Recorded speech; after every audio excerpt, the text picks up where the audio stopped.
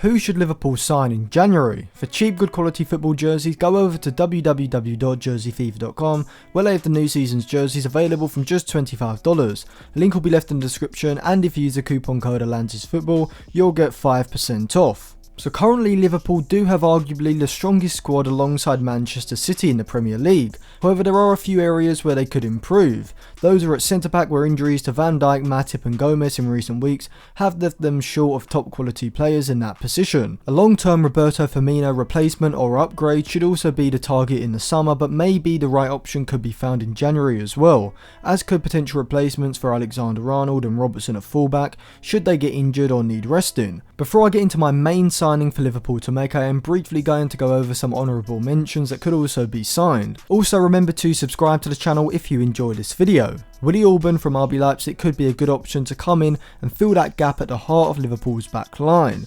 The 28-year-old would probably be attainable for around £25 to £30 million, as he has just 1.5 years left on his current contract, and Leipzig are not short of quality centre-backs to come in and replace him, and he's probably the one they'd be most willing to allow to leave. Another option could be Daichi Kamada, Eintracht Frankfurt's Japanese attacking midfielder. The 24-year-old could play anywhere across the front line, and unlike Kyoto or Minamino, he is more of a playmaker than a forward, so could be a good alternative for Klopp in games against deep defensive blocks. I think Kamada could be got for around £20 million and would allow Liverpool to shift 29-year-old Xherdan Shaqiri, who has barely featured this season.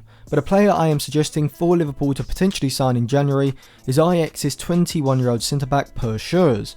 Schuurs will have just 1 year left on his contract when the summer comes around, with his current deal ending in 2022, therefore Liverpool could get the Dutchman for a reasonable fee. I'd estimate in January maybe around £35 million. Schuurs can best be described as a front foot ball playing centre back. At Ajax he is very good at reading passes into the centre forward, stepping out assertively from the back line and making an interception, which makes him well suited to a high pressing system where the defensive line is often high up the pitch and the opposition look to play a lot more long passes into the forward line to avoid being caught by his side's aggressive press. Schuurs isn't a rapid defender like a Deo Upamecano, however he is very good in one-on-one duels when up against a quick forward. He has the strength to get his body in between the player and the ball to shut down the situation, and is a very controlled tackler. He doesn't fly into sliding tackles, instead he gets his body positioning right up against the attacker before going to ground and almost curling his leg in front of the ball to make the tackle. These are excellent traits for a centre back to have,